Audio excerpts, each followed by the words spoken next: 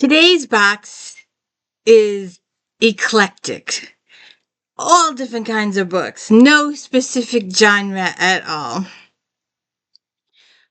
Welcome to the D. Louise book series. I'm Christina K-O-S-T-I-N-A. This is where we read books, talk about books, no special effects, no theme music, none of that fancy smashy stuff going on here. And, I still haven't found my glasses. I've been looking for my glasses all day. So I just settle with the other pair.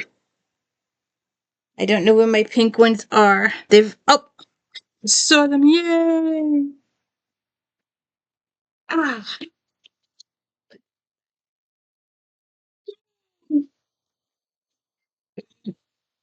like I said, eclectic. You on a diet. The only way that dieting can really work, is to make eating so easy and automatic that you never even realize you're dieting. Okay. I just think eat smaller portions. That's what I think. If you usually have seconds, don't have seconds. It took a while. It took a really long while. It took almost 10 years. But I lost 80 pounds, about 80 pounds. And doing a little exercising. But just stopping the excess eating. So now that it comes to the point of I have a piece of cake, I have a panic attack of guilt for having the piece of cake. Okay. The Attacking Ocean, Brian Fagan. The oceans have been rising the entirety of human civilization. Their slow surge began when the rapid global warming at the end of the Ice Age, when coastlines were more than 700 feet below modern levels. Over the next 10 millennia, the oceans climbed its fits and starts with little effect on humanity, partly because there were so few people on Earth. And of course now, 2013, things have changed. There's a couple of kid books in here. We'll just go them a little quickly. Freaks Like Us. This much Jason knows. Sunshine is missing. This much Jason knows. She told him something, but what? What was it she told him? He can't quite remember. He can almost hear her voice, but not quite. Salem Hyde. Spelling trouble. She's stubborn and impulsive, and her hobbies include making friends, collecting unicorns, and flying. That's right, Salem Hyde is a witch.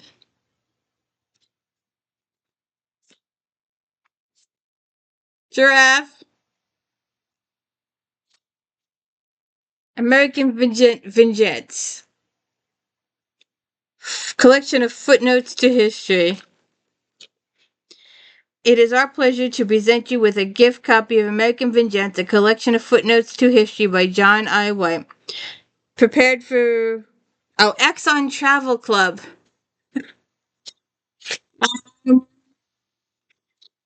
1976.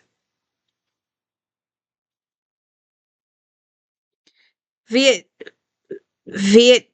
I guess Vietnam or Vietman, or not exactly sure.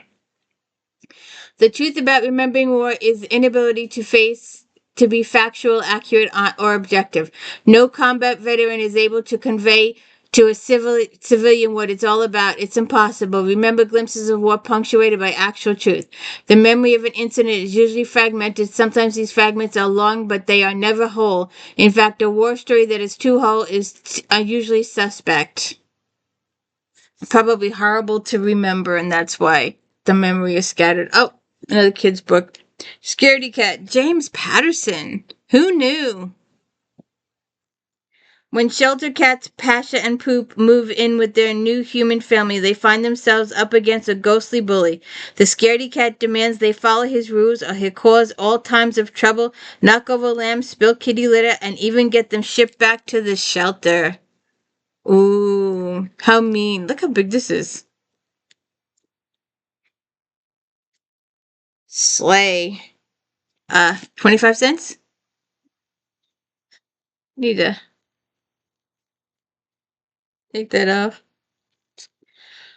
Kara Johnson is an honor student, a math tutor, and one of the only black kids at Jefferson Academy. But at home, she joins hundreds of thousands of black gamers who duel worldwide and Nubian personas in the secret multiplayer online role card game Slayer. No one knows Kira is the game developer, not her friends, nor her family, nor even her boyfriend Malcolm, who believes the video games are distraction to keep the black man from becoming great.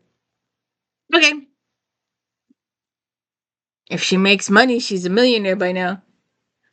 Oh, a lady that we've known dearly, Fern Michaels, the Tuesday's child. On the eve of her retirement, Georgia attorney Michele Aluni is a vivacious and vibrant, ever eagerly anticipating a happy future with her partner Ben. But if Kayla has learned anything in 35 years of practicing law, it's that the truth can always surprise you. And when Adam Stark turns up at her office confessing to the long ago murder of his wife, Kayla must return to a notorious case that she never stopped haunting her. The brightest star.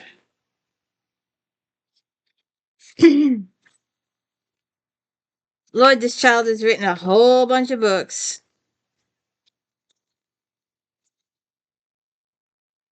Look at all those books. Look at all those books. Talented lady. Christmas is more than a celebration for Lauren Montgomery. For generations, it's been her family's livelihood. Their Christmas shop, razzle-dazzle decor, has been seasonal fads come and go. But there's one trend they can't escape. Online superstores are swallowing their sales, and this Christmas season will need to be their best ever if the store is to stay in business. To help keep the shop afloat, Lauren has a sideline, writing biographies for business figures. She's thrilled when her literary agent contacts her with a new proposal. Before learning anything about the subject will be none other than John Gerald Geo whatever. He's the titan of globalgoods.com. The online realtor has spelled doom for hundreds of small businesses like Razzle Dazzle Decor. Despite her misgivings, Laura travels to Seattle to confer with the mogul and is caught off guard when his son John Jr. attends the meeting too. And he's gorgeous, but he's threatening her business. Oh, good God. We haven't heard this name in a while. How old is this? How old is this? 2014. And it's signed. Jackie Collins.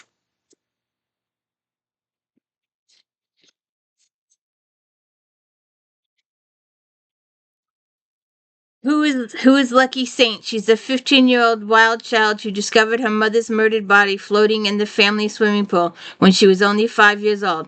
Daughter of the notorious and controlling Gina, who has kept her protected from life ever since. Cloistered in the Bel Air mansion, but now she's ready to discover the boys, sex, drugs, and rock and roll. Ah, shoot. Excuse me a second.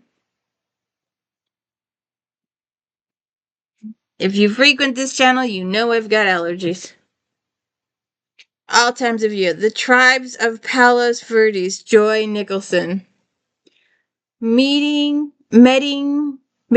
Mason is a defiant, awkward 14-year-old girl living in an affluent beach community of Palos Verdes, California. The pleasure is intense in their high-stakes world, and Medina's family begins to break under the stress.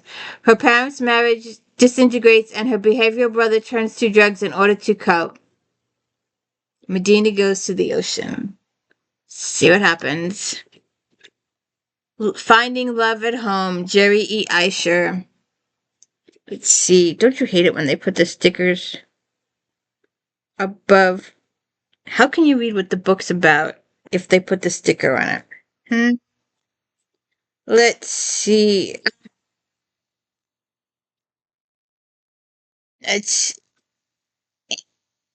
Debbie Watson wanted to do was become Amish and live a simple life.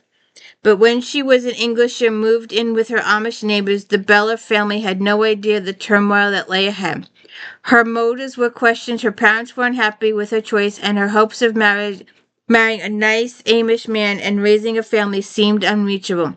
Young farmer Alvin Nept is a man she feels she will marry, but after his venture in the Englisher world, repentant return home, can he offer Debbie the stability she wants?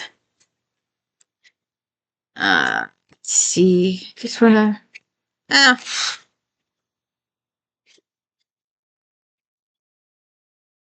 2014. Let's see. Julie Garwood, Killjoy.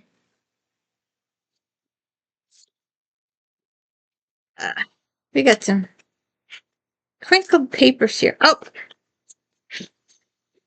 and it's upside down.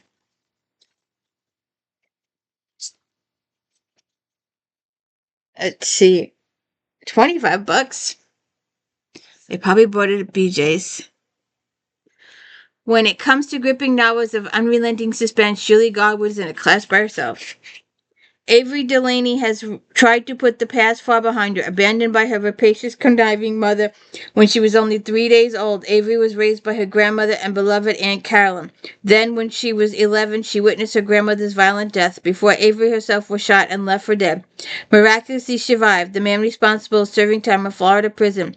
This traumatic experience propels Avery into a life of law and order. 2002. This is a big box. White Heat, MCGRATH. Half Inuit and half outsider, Itty is the best guide in her corner of the Arctic, a brutal yet beautiful land of ice, wind, and sky. But as a woman, she gets only grudgingly respect from the elders who rule her isolated community of Ellesmere Island. While leading two adventurers on an alleged duck hunting expedition, one man is shot and killed. The Council of Elders, wary that a murder case might attract unwanted emissaries from the south, it is keen to dismiss it as a hunting accident, but Edie and the police sergeant Derek Pulser suspect foul play. Well, of course it's foul play. Joy Fielding, Shadow Creek. Due to a last-minute change in plans, a group of unlikely traveling companions find themselves on a camping trek in the Adirondacks. They include the soon-to-be divorced Valerie, her oddball friends Melissa and James, her moody teenage daughter Brian, and Val's estranged husband-fiancé Jennifer. Val is dealing with unresolved feelings toward her ex and grappling with jealousy and resentment towards his younger, prettier new flame, a woman with some serious issues of her own. Brienne is 16 and openly rebellious, caught up in a web of secrets and lies. What Val and her companions don't know is that a crazy pair of killers is wreaking havoc in the same woods. When an elderly couple is found slaughtered and Brienne goes missing, Val herself is in a nightmare much worse than anything she could have anticipated. 2012.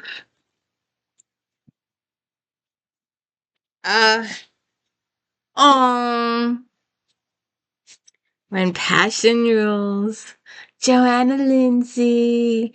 My Mallory lady. If you have not seen my very, very first If Then, the Bridgertons versus the Mallorys. I should do it. The Bridgertons, Mallorys versus the Sinsters. The Sinsters are the best.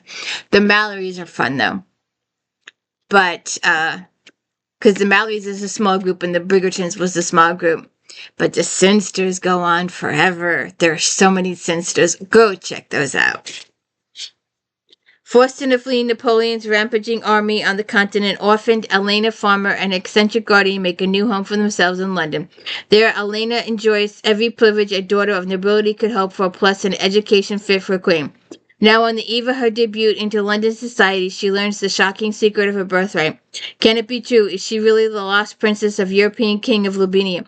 Persuaded by her guardian to return to her homeland to quell a bloody revolt, Elena finds herself in an isolated mountainous country whose customs strike her as medieval. There's Miss Lindsay. How old is this?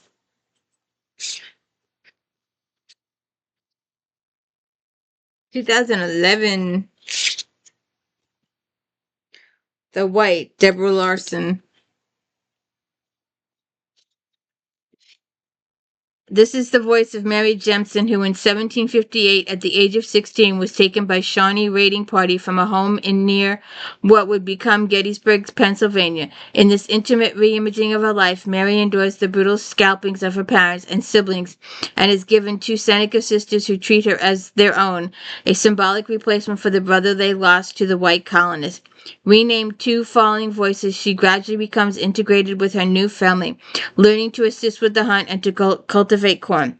She marries a Delaware warrior, raises a family in her adoptive culture, becomes friends with two former slaves, and eventually, remarkably, fulfills her dream to own land bordered by sky. Interesting.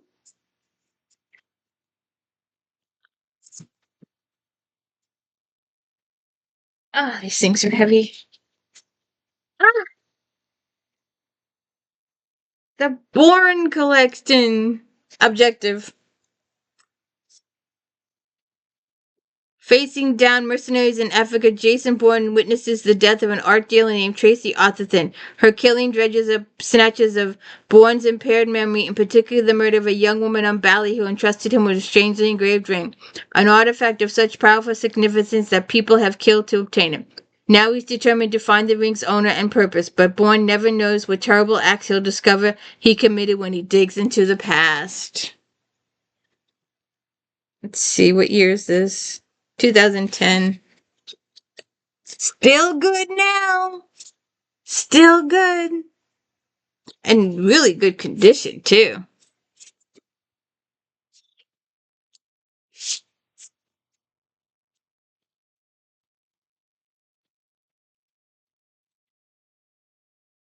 Spy Web, Tom Grace. The spider moves silently and stealthily in a visible globe-spanning web of computer networks, gathering, shifting, and spending out the most sensitive data. A tiny programmable device, Spider can pry open the most heavily guarded computer networks in the world to do hundreds of field agents and teams of elite hackers. Now the battle to control this confidential technology has begun. 1998. I If this guy is still alive, take this book and do it in today's terms and see what happens.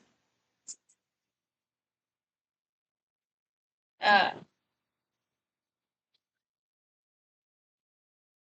I think we've got some historicals in here. I think. Oh, these things are heavy. Oh, Family Tree. Barbara Delinsky.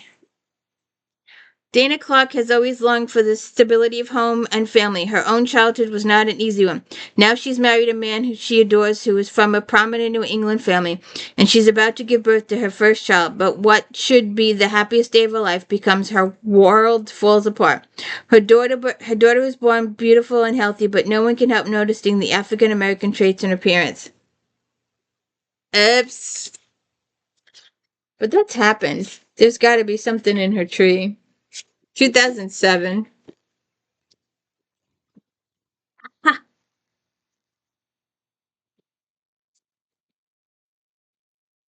My leaning tower of books just fell.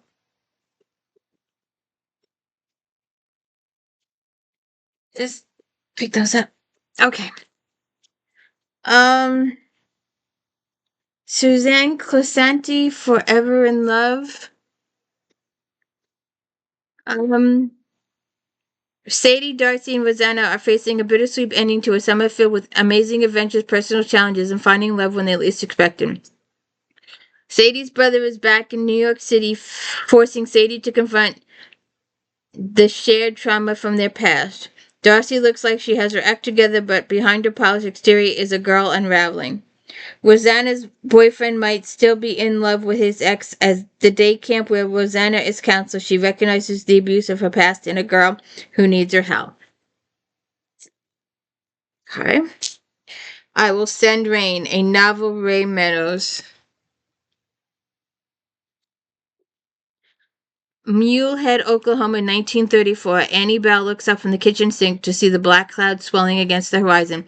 She rejoices at last the rains have come. There hasn't been rain for 73 days and counting, and she and her family are facing the worst drought the Great Plains has ever seen.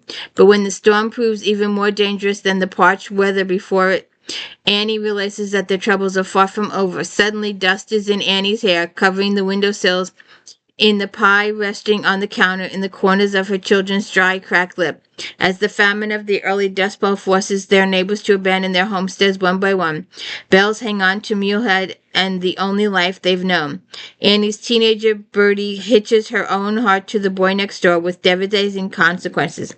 Her young son Fred suffers silently from dust pneumonia, and her husband Samuel sees in his hardship a message. One night he awakes charged with vision of faith and a call to fulfill, no matter how wild the land can be. A Separate Country, Robert Hicks. A stranger in a strange, beautiful, and confounding town, General Hood is ready to find happiness and comfort after losing a war and becoming one of the most consequential generals of the Confederate Army. Crippled by his wounds of flesh and spirit, he meets and marries an extraordinary young woman who loves and accepts him despite his failures, especially his own part in the loss of hundreds of thousands of lives under his command. As Hood struggles to build a family and a business with Anna Marie at his side, adversity and despair continue to beset him. Finally, despite Hood's indomitable fighting and his unflagging devotion to his wife, he must face one last and nearly invincible foe that will threaten everything. 2009. Uh, let's see.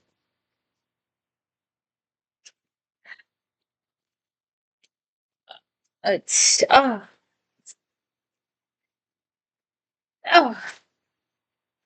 I think this is it. Oh, good God.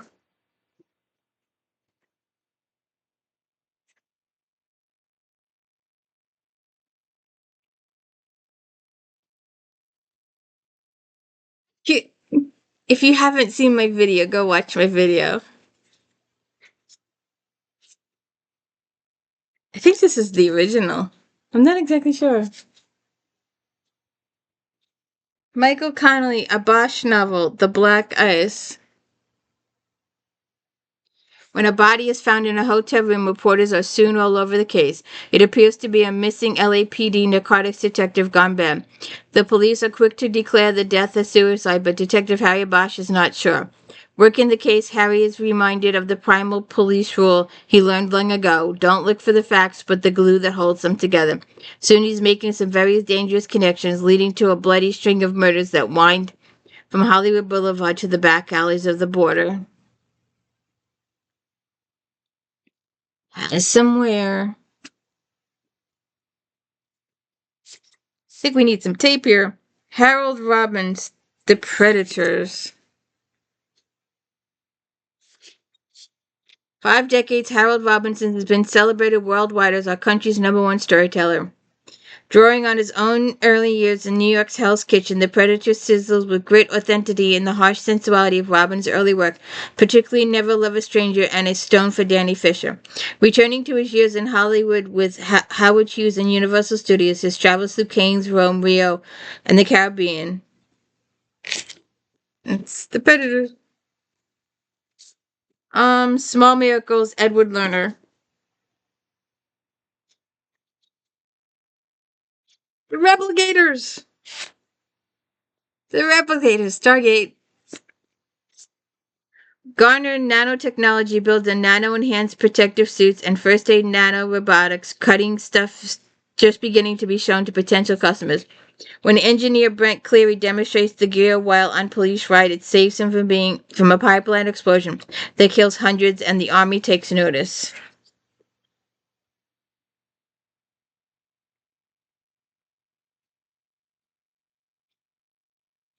(2009). When was Voyager? Well, not with Voyager. When was Stargate? About this time with the nanos?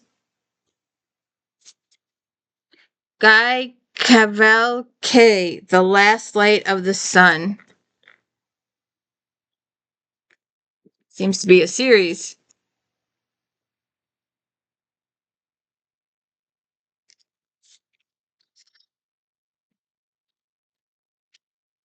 For a decade and more, though 5 novels in the wide variety of settings, Guy Cavalcade has been using the fantastic as a tool to explore themes and motifs of our own past.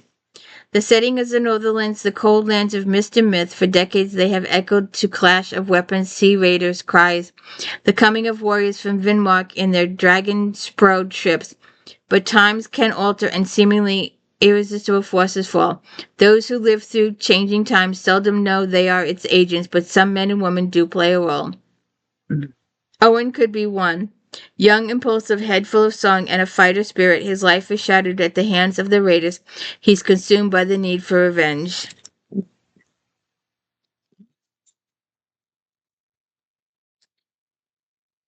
A Tendering in the Storm, Jane Kirkpatrick. Emma G.C., a strong-willed German-American, believes her young family will thrive in the light of their newfound freedom after she and her husband branch off from their close-knit and repressive religious community in the spring of 1856. A story of tender truth about a young woman's desperate efforts to shelter her family. Determined to raise her children on her own terms, Emma finds herself alone and pregnant with her third child, struggling to keep the family secure in the remote coastal forests of Washington Territory. A Little Fugue? Not a clue. Acclaimed short story writer and winner of the Flannery O'Connor Award, Robert Anderson has written a brilliantly inventive first novel. Sylvie Place Legacies inspires, harrows, and haunts 3 people in the center of Little Fugue. Her husband, the poet Ted Hughes, freed by her death when imprisoned by her myth, Asia Gutman Whale, Place revival, and Hughes' mistress who kills herself only 6 years after Plath, and Robert Anderson, a young New Yorker who is obsessed with Plath's poems and her suicide. Okay. Heather Graham, Waking the Dead. In the case of Ghosts in the Mind, Henry Sebastian Hubert, that's more than just an expression. The painting is repeated to come to life and to spring death. The artist was a friend of Lord Byron and Mary Shelley, joining them in Switzerland during 1816, the year without a summer. That was all when they all explored the themes of horror and depravity.